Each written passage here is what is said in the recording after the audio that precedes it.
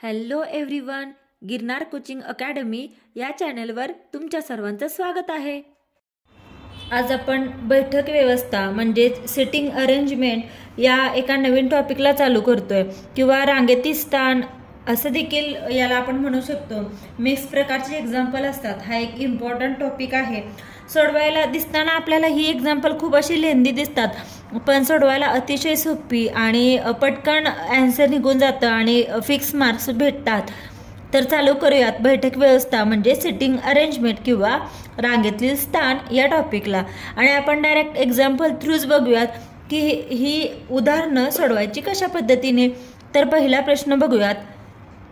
विद्यार्थ्यांच्या एका ओळीत राजू हा डावीकडून 7वा आहे तर संजू हा उजवीकडून 12वा आहे। दोघांच्या जागेची अदलाबदल केली तर डावीकडून राजू 22वा होतो, तर त्या ओळीत एकूण मुले किती। आता सर्वात पहिला दिले काय आपल्याला, उजवी आणि डावी बाजू दिले। सर्वात पहिला एक लाईन आपण आखून घेऊयात। डावी आणि उजवी बाजू लिहूयात। आपली डावी त्या बाजूला डावं लिहायचं, आपला उजवा हात त्या बाजूला उजवं लिहूयात। ठीक आहे। आता दिले काय आपल्याला, एका ओळीत राजू हा डावीकडून 7वा आहे। इथे 7वा क्रमांक आहे कोणाचा, राजूचा। आणि संजू उजवीकडून 12वा आहे। उजवीकडून 12वा कोण आहे, तर तो आहे संजू। ठीक आहे।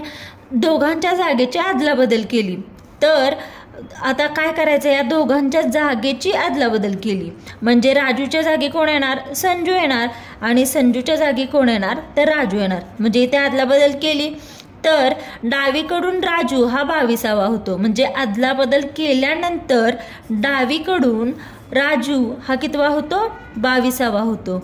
तर त्या रांगेतील एकूण मुले किती। बैठक व्यवस्थे म्हणजे सिटिंग अरेंजमेंटची एक्झाम्पल सोडवताना आपल्याला सर्वात महत्त्वाचं माहीत असेल, जर म्हणजे एखाद्या व्यक्तीचा म्हणजे समजा आता राजू ही व्यक्ती आहे, तिचा आपल्याला डावीकडचा क्रमांक आणि उजवीकडचा क्रमांक माहीत असला, म्हणजे कोणत्याही व्यक्तीचा उजवीकडचा आणि डावीकडचा दोन्हीचा क्रमांक माहीत असला तर ओळीत एकूण किती मुलं आहेत हे आपण काढू शकतो। कसं, ती टोटल कशी काढायची, तर लेफ्ट साइड अधिक राईट साइड वजा 1। आता लेफ्ट साइडचा राजूचा क्रमांक कितवा आहे, 22वा आहे, आणि राईट साइडचा म्हणजे उजव्या बाजूचा आहे 12वा, वजा 1 करायचं। मग 22 अधिक 12 यांची बेरीज किती येते, 34 वजा 1 किती झालं, 33। हेच झालं आपला आन्सर। म्हणजे त्या ओळीत एकूण मुले किती आहेत, तर 33 आहेत। उत्तर ऑप्शन नंबर 2। IBPS आणि TCS पॅटर्ननी जे पण एक्झाम घेतले जातात त्या एक्झामसाठी असे प्रश्न खूप वेळा विचारण्यात आलेले आहेत। तर आपण तशाच प्रकारचा, आता जसा होता तशाच प्रकारचा अजून एक प्रश्न बघूयात।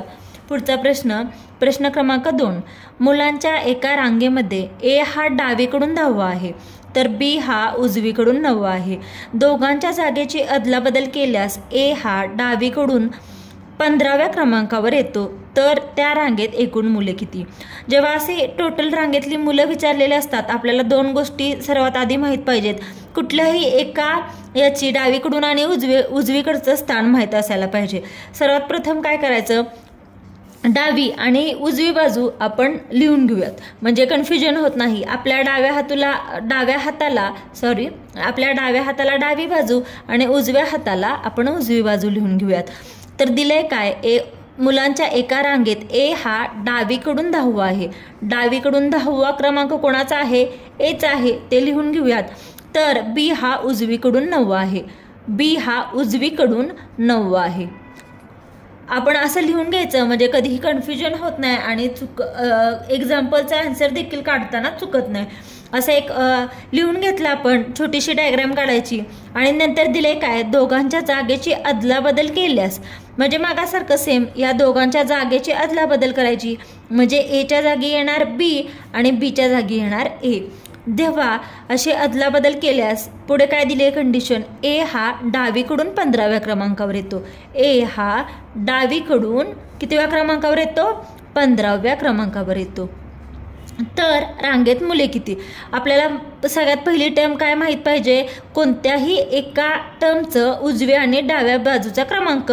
मग आता आपल्याला इथे माहीत झालंय Aचा डावीकडून 15वा आहे आणि उजवीकडून 9वा आहे, तर आपण टोटल काढू शकतो। कसं, आपण मगाशी बघितलं टोटल बरोबर लेफ्ट साईडचा नंबर अधिक राईट साईडचा नंबर वजा 1, म्हणजेच 15 अधिक 9 वजा 1. हे वजा 1 का बरं करतो? कारण इथे आपण दोन्ही वेळा याचा क्रमांक पकडतोय ना, उजवीकडून पण आणि डावीकडून पण, म्हणून एकदा हे वजा करायचं.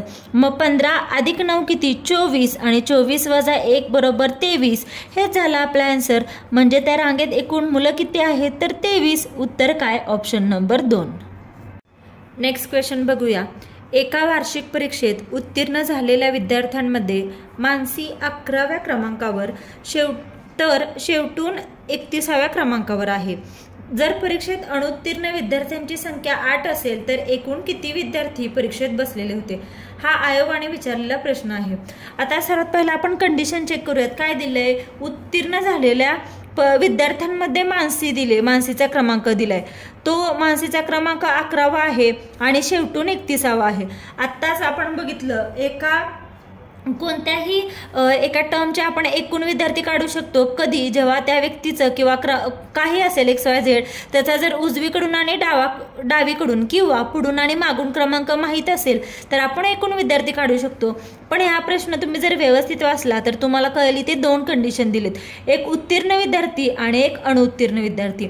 तर जेव्हा पहिली कंडिशन काय आहे? उत्तीर्ण झालेल्या विद्यार्थ्यांमध्ये मानसी 11व्या क्रमांकावर, म्हणजे पुढून 11वी आहे आणि शेवटून 31वी. म्हणजे जे आपण ही टोटल काढणार आहोत विद्यार्थ्यांची, ही कुठल्या विद्यार्थ्यांची असणार?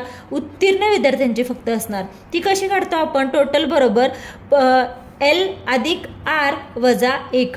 म्हणजे जसं थोडक्यात आपण उजवा डावा घेतो तसं पुढून मागून असं आपण लक्षात ठेवूयात.